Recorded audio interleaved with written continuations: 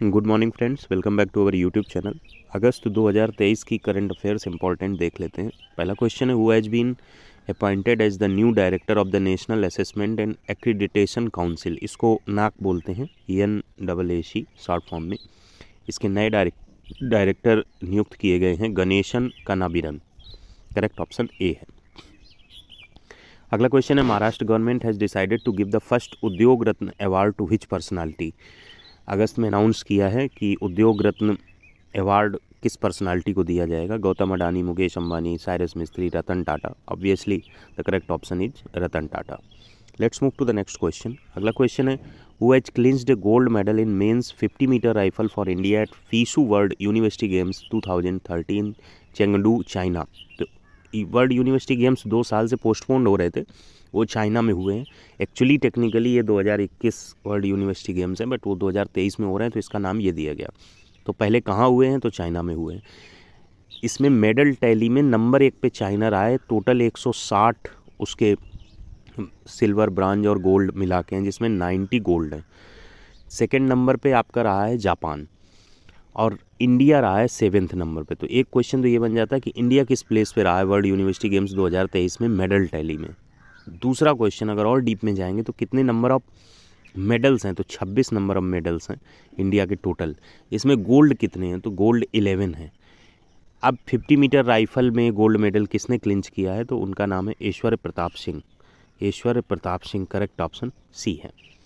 Let's move to the next question.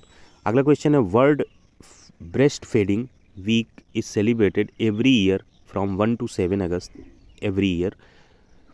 एक तो ये क्वेश्चन बन गया कि कब से कब तक वर्ल्ड ब्रेस्ट फीडिंग वीक मनाया जाता है, तो 1 to 7 अगस्त। अब थीम पूछी है, इसकी थीम है let's make breast feeding and work.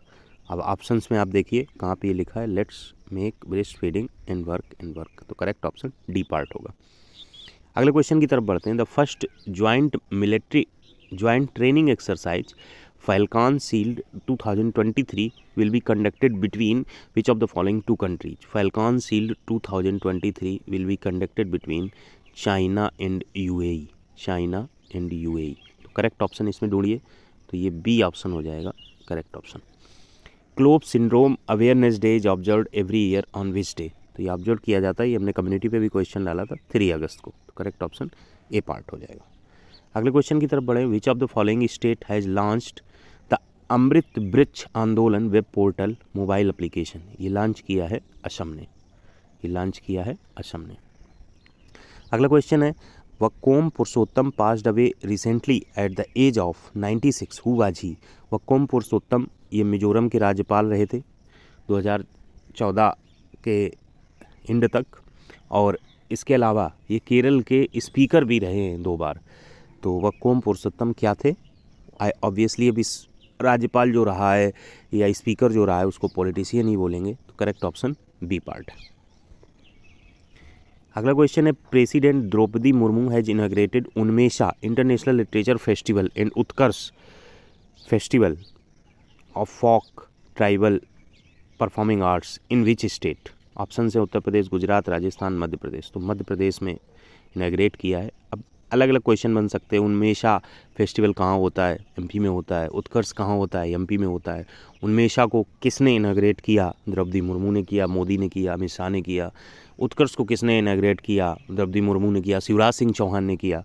इस तरीके से आपके सामने स्थितियाँ थोड़ी टिपिकल कर दी जा सकती हैं, इससे रिलेट करके कई क्वेश्चन। फिलहाल करेक्ट ऑप्शन डी पार्ट है। Who will honored with diversity in cinema award at the Indian Film Festival of Melbourne। मैं ये कहता हूँ इसमें से क्वेश्चन बनने के खूब चांसेज हैं। अब यही क्वेश्चन बनेगा ये गारंटी नहीं है। IFFM में बहुत सारे अवार्ड दिए जाते हैं। एक अवार्ड का नाम होता है ज्यूरी अवार्ड्स, एक अवार्ड का नाम होता है ऑनरेरी अवार्ड्स। ये जो ऑनर लिखा है इसका पर्पज़ है। ऑनरेरी अवार्ड्स में ऑनर दिया जाता है, ज्यूरी अवार्ड्स में सिलेक्शन होता है, उसके बाद ज्यूरी डिसाइड करती है कि किसको विनर किया जाए। ये बहुत इंपॉर्टेंट है। तो ज्यूरी अवार्ड्स में मैंने जो देखा है तो बहुत सारे अवार्ड, उसमें एक क्वेश्चन बनने की सबसे ज़्यादा प्रोबेबिलिटी है, वो है बेस्ट फिल्म का अवार्ड किसे मिला है, तो वो है सीतारामम। सीतारामम, इस मूवी को देखिएगा, बहुत अच्छी मूवी है सीतारामम। एक तो ये अवार्ड ज्यूरी अवार्ड से है। और ऑनरेरी अवार्ड्स में जैसे यहाँ पे लिखा है डाइवर्सिटी इन सिनेमा, ऐसे इक्वलिटी इन सिनेमा अवार्ड है, वो पर्टिकुलर पर्सन को नहीं मिला है, वो मूवी को मिला है।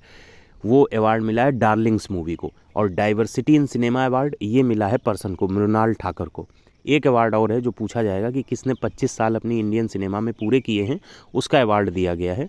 वो अवार्ड दिया गया है करण जौहर को।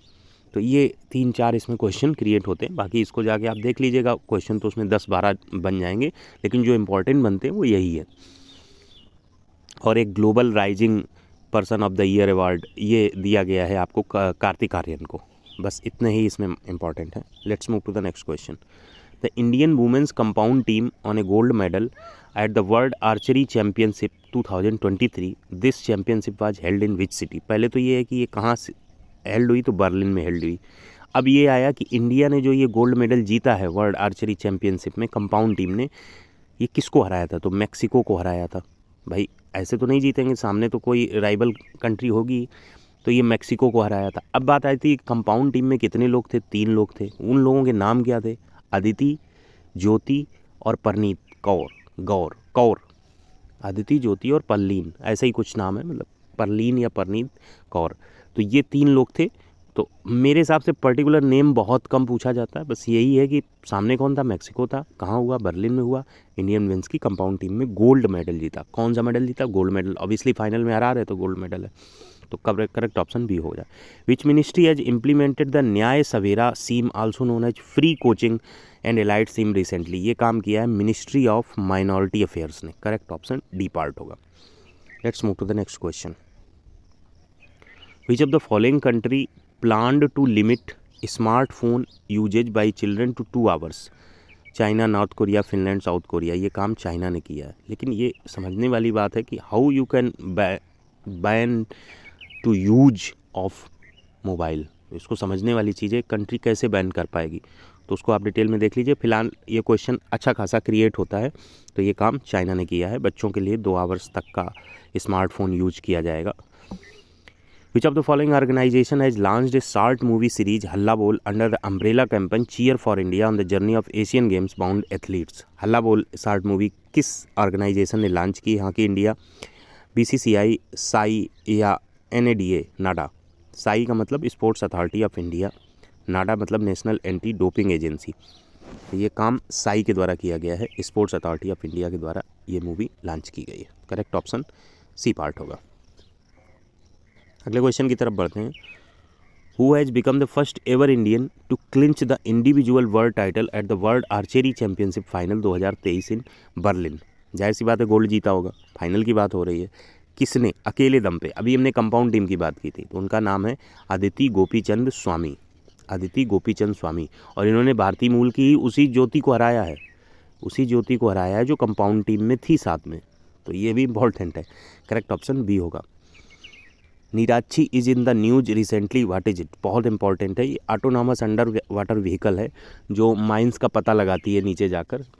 तो ये कोलकाता बेस्ड एक फर्म है, उसने और MSME इन 3-4 लोगों ने मिल के नीराक्षी को गाइड किया और यह व्हीकल को जनरेट किया है ऑटोनॉमस। इसको कहीं कहीं आपको AUV भी लिखा मिलेगा, तो उससे कन्फ्यूज ना होइएगा। ऑटोनॉमस अंडर वाटर व्हीकल का मतलब है नीराक्षी। बहुत important, very very important. IGT जाएगा क्वेश्चन। इसके बाद अगला क्वेश्चन है 5.33 crore subscribers have so far enrolled in Atal pension Yojana, the government told in Lok Sabha. ये बात अगस्त में कही गई। In which year Atal pension Yojana was launched? अगर आप रियलाइज करेंगे कि करंट अफेयर्स के क्वेश्चन चाहे स्टेट PCS के हों, चाहे UPSC के हों, या किसी भी एग्जाम में हो, सबसे ज़्यादा प्रोबेबिलिटी कहाँ से क्वेश्चन आते हैं, क्या हमें सोर्सेज देखने चाहिए? तो उसके लिए आप PIB और सनसेट TV ये दोनों को सब्सक्राइब रखिए यूट्यूब पे भी, और PIB को आप वेबसाइट को पोर्टल के थ्रू PDF को भी। इससे जो कुछ भी डिस्कस होता है उससे स्टैटिक और करंट के क्वेश्चन बहुत बनते हैं। जो भी बाजीराम एंड रवि या जितनी भी बड़ी कोचिंगें हैं जिनका करंट मटेरियल बहुत स्पेसिफिक माना जाता है, उनकी जो कंटेंट टीम होती है वो जो काम करती है वो मैं आपको बता रहा हूँ। इसीलिए आपने देखा होगा जो UPSC वगैरह के लोग तैयारी करते हैं उनका मेन फोकस इन्हीं तरीके से होता है, जो मतलब इस तरीके से YouTube वगैरह की दुनिया से दूर होकर तैयारी करते हैं, तो उनका ये प्रोसीजर रहता है और बहुत ही कॉन्फिडेंटली चीज़ें फंसती हैं। तो अगर ये चीज़ चर्चा की गई लोकसभा में, तो अब इससे क्वेश्चन अगर बनाना है उसे तो बड़ी इजीली बन जाएगा कि अटल पेंशन योजना कब लॉन्च की गई या कितने अब तक लोग सब्सक्राइब्ड हो चुके हैं। करोड़्स में ऑप्शन दे दिए दो और दो का ऑप्शन लाख में दे दिए, उससे भी क्वेश्चन बन जाएगा। तो अटल पेंशन योजना 9 मई 2015 को लॉन्च हुई थी। और अगर कहीं आपको डेट दे दी 9 मई 2015 और दे दिया 9 दिसंबर 2015 तो खतरनाक क्वेश्चन हो जाएगा। करेक्ट ऑप्शन ये होगा। Who has been recognised with the lifetime achievement award at the first ever RICS South Asia award.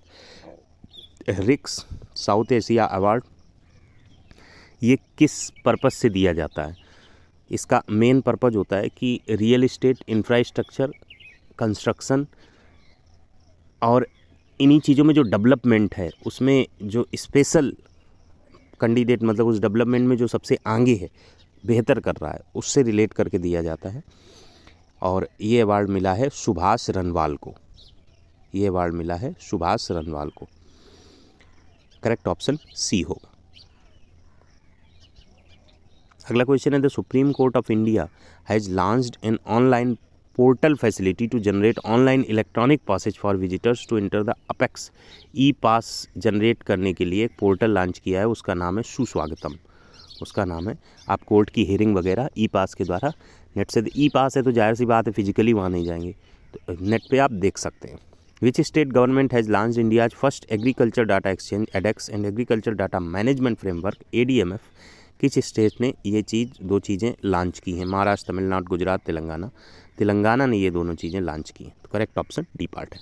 Hopefully ये 20 क्वेश्चन आपके लिए बेनिफिशियल होंगे। मिलते हैं जुलाई की करंट अफेयर्स के साथ नेक्स्ट वीडियो में, तब तक के लिए नमस्कार। Thanks for watching.